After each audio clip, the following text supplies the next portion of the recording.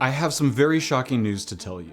The FBI says that a pipe bomb almost killed Vice President Kamala Harris on January 6, 2021, while she was at the Democratic National Committee headquarters building in Washington. The FBI says that the suspect, who is still outstanding, planted a pipe bomb just about right here, outside the DNC. The FBI is urgently requesting that all of us think about who we might know who might have been acting suspiciously around then. Since January 5th, you may have noticed changes in someone you know. And report them. Any emotion you feel is inappropriate is worth reporting.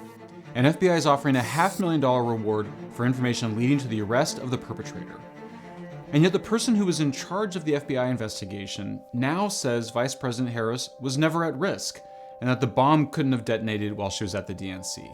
Harris herself never spoke of the incident, even though it was highly shocking and would have been a very powerful political weapon for her to wield against former President Donald Trump and MAGA Republicans.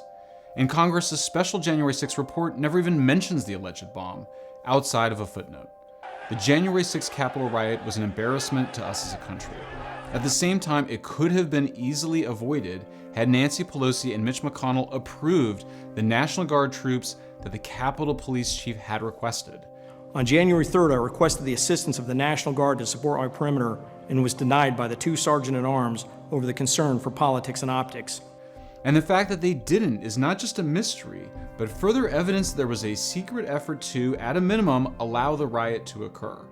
Now, a newly released video shows Capitol Police and Secret Service officers behaving oddly relaxed after learning that there is a dangerous pipe bomb just a few feet away from them. They even allow a group of children to walk right by it. A former FBI agent says the so-called bombs look like government training devices, dummies, not real bombs. In fact, it's all much worse than that.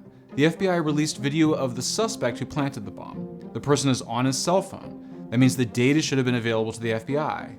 But it wasn't. Why? Well, according to the FBI official who was in charge of the investigation, the cell phone data was corrupted. If that was the only strange occurrence, you might dismiss it. But also consider the January 6th committee deleted over 100 encrypted files just a few days before Republicans took over the House of Representatives. The supposed bomb itself was left out in the open, which meant the Secret Service should have easily seen it had they done what they are by law required to do, which is sweep the site before the Vice President of the United States enters the building. An independent security expert did a threat analysis of this bomb scare and told us that, quote, had the Secret Service conducted a regular security sweep, they 100% would have found the bomb. It's in plain sight. You'd have to be blind not to find it.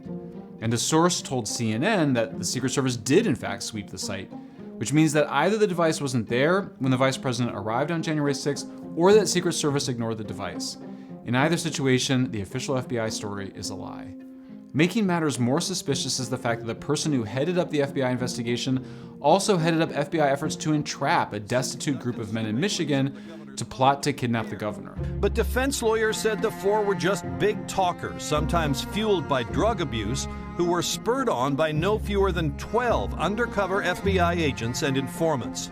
Some of the kidnapping suspects were convicted, but then later they were acquitted after the defense attorneys found evidence of FBI entrapment. I'm afraid the evidence strongly implicates the FBI in both spreading disinformation about January 6th and even participating in it. We know that there were 200 undercover federal informants in the crowd. There's video footage showing Capitol police officers allowing protesters to enter the Capitol building. And now we have evidence that the supposed January 6th bomb could not have detonated on January 6th and might not have even been a bomb. There is supposed to be an Inspector General investigation of this incident, but there are reasons not to trust it, given the FBI's punishment of whistleblowers that we and other independent journalists have documented. The January 6th Capitol riot is used today to advance what is accurately called disinformation.